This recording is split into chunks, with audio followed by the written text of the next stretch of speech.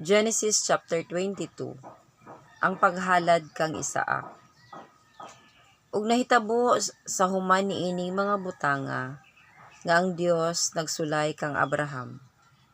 Ug miingon kaniya, Abraham, ug siya mitubag, ania ako. 2. Ug miingon siya, kuhaon mo karon ang imong anak nga bugtong, nga imong pinalangga nga mao si Isaak. Ug umadto ka sa yuta sa Moriah, ug siya ay halad mo nga halad nga sinunog didto sa ibabaw sa usa ka mga bukid nga akong igaingon kanimo. 3.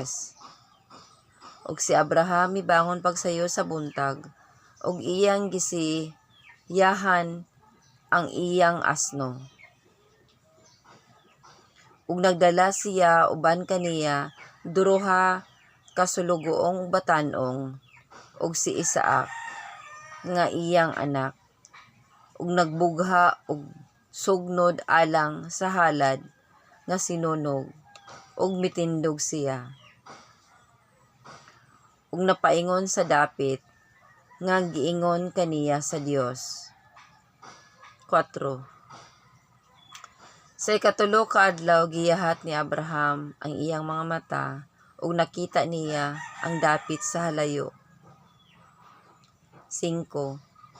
Og si Abraham miingon sa iyang mga sulugoon, humulat kamo dinhi uban sa asno, og ako ug ang bata moadto kami didto, ug kami mosimba, ug kami mamalik kaninyo. 6. Og si Abraham mikuha og sugnod alang sa halad nga sinunog, og gipapas-an niya sa iyang anak, og siya mikuha og kalayo og punyal, ug milakaw silang duha nga nagkuyog. 7. Unya si Isaak misulti kang Abraham nga iyang amahan, ug miingon, amahan ko.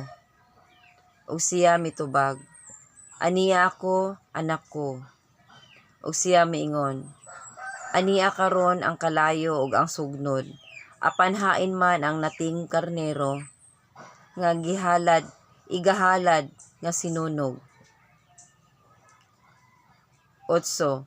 Ug mitubag si Abraham, ang Dios sa iyang kaugalingon magatagana sa nating karnero nga gahalad nga sinunog, anak ko.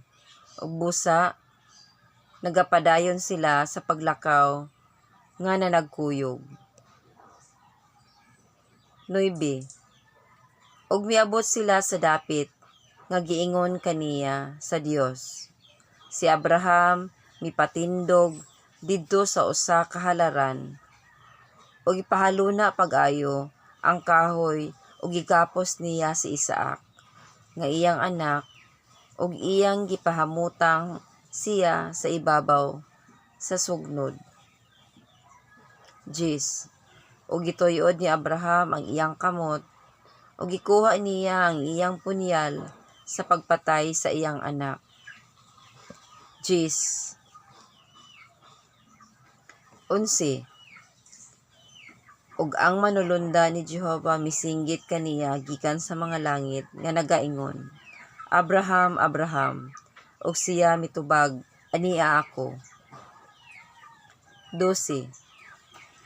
Ug nagaingon, dili mo pagabakyawon ang imong kamot batok sa bata, dili ka magbuhat kaniya bisan unsa. Ug karon naila ko nga ikaw nahadlok sa Dios, kay wala ka magdumili sa imong bugtong nga anak kanako. 13. Unya giyahat ni Abraham ang iyang mga mata ug mitan-aw. Ug ania karon ang usa ka karnero nga laki sa likod, kansang mga sungay nagapos sa kasangpinitan. Ug miadto si Abraham, ug gikuha niya ang karnero nga laki, ug kini gihalad niya sa halad nga sinunog sa lili sa iyang anak. 14.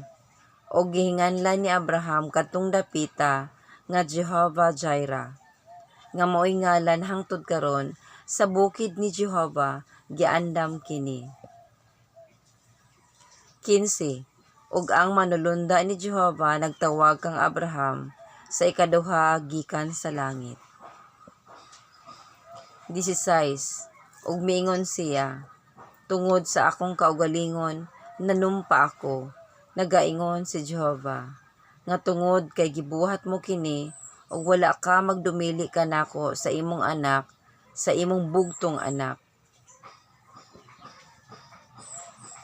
17.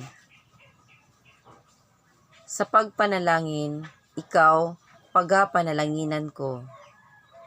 Sa pagpadaghan, pagadaghanon ko. Ang imong kaliwatan, ingon sa mga bituon sa langit, ug ingon sa balas nga atua sa baybayon sa dagat. Ug ang imong kaliwatan, manag-iya sa mga ganghaan sa iyang mga kaaway. 18. Ug diha sa imong kaliwat, mapanalanginan ang tanan nga mga nasod sa yuta, kay gituman mo ang akong tingog. 19. Busa, gibalikan ni Abraham ang iyang mga sulugoon, ug nanindog sila, ug nanlakaw sa pagtingob padulong sa Beersheba, ug nagpuyo si Abraham sa Beersheba. 20. Ug nahitabo sa human kining mga butanga, nga gisuginlan si Abraham, ania karon nga si Melka, usab ng anak ug mga anak kang Nakor, nga imong igsuon.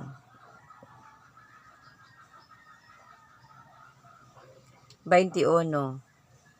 Ug si Huz, mao ang iyang panganay, ug si Buz ang iyang igsuon, ug si Kimyol ang amahan ni Aram. 22. Ug si Chesed, ug si Hazo, ug si Pildas, ug si Jedlap, ug si Betuel. 23. Ug si Betuel nanganak kang Rebeka, kini sila nga 8 gianak ni Melka kang Nakor, nga igsuon ni Abraham. 24. Ug ang iyang puyo-puyo, nga ginganlan si Reuma, nanganak usab kang Teba, ug kang Gaham, ug kang Taas, ug kang Maacha.